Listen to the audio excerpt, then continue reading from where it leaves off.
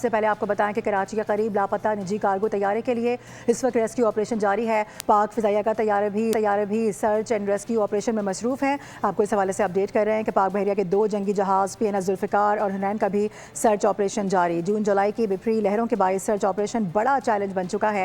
اسی پر مزید بات کریں گے، نمائندہ خصوصی سلمان آوان ہمیں جوائن کریں۔ سلمان، افسوسناک یہ واقعہ گزشتہ رات رپورٹ ہوا تھا، اس حوالے سے بتائے گا کیا کچھ سامنے آ سکا ہے ابھی تک؟ جی بالکل، سب سے پہلے تو میں بتاؤں کہ یہ حادثہ جو ہے اور جو اس وقت سرچ اینڈ ریسکیو آپریشن کا جو فوکس ہے وہ اورماڑا سے جنوب میں بحیرہ عرب میں موجود ہے، جہاں پر ایک وسیع و عریض علاقے کے اندر سمندر کے اندر اس جہاز کو تلاش کیا جا رہا ہے۔ اور اس وقت چونکہ مونسون سیزن شروع ہو چکا ہے، یہی وجہ کہ بحیرہ عرب کی جو لہریں ہیں وہ کافی تند و تیز ہیں، جس کی وجہ سے سرچ اینڈ ریسکیو آپریشن کے اندر اور خاص طور پر متاثرہ علاقے کے اندر پہنچنے میں اور وہاں پر یہ پھر آپریشن کنڈکٹ کرنے میں کافی زیادہ دشواریوں کا سامنا ہے۔ گزشتہ رات سے ہی PNS ذوالفقار اور اس کے ساتھ ساتھ PNS حنین کو ان علاقوں کی جانب روانہ کر دیا گیا تھا، جہاں پر اس وقت سرچ آپریشن بنیادی طور پر جاری ہے۔ اور اس کے علاوہ پاکستان ایئر فورس کا جو سیب طیارہ ہے وہ بھی اس آپریشن کے اندر حصہ لے رہا ہے، اور اس کے علاوہ نیوی کا تربت کے اندر جو اسٹیشن ہے وہاں سے ATR طیارے بھی اس سرچ اینڈ ریسکیو آپریشن کے اندر حصہ لے رہے ہیں۔ اور اس وقت ذرائع کا یہ کہنا ہے کہ مکمل طور پر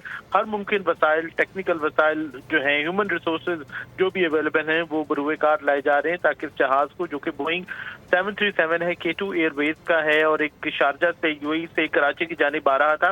کراچی سے یہ سمندر کے اندر کافی ابھی دور تھا اور ماڑا کے قریب تھا، یہاں پر اس کی بھی تلاش جو ہے وہ جاری ہے۔ اور لیکن اس وقت جو سرچ اینڈ ریسکیو آپریشن ہے اس میں موسمی صورتحال کے باعث کافی زیادہ دشواریوں کا سامنا ہے۔ جی ٹھیک ہے سلمان، اس حوالے سے آپ آگاہ کر رہے ہیں، ہمارے ساتھ ہی موجود رہیے گا۔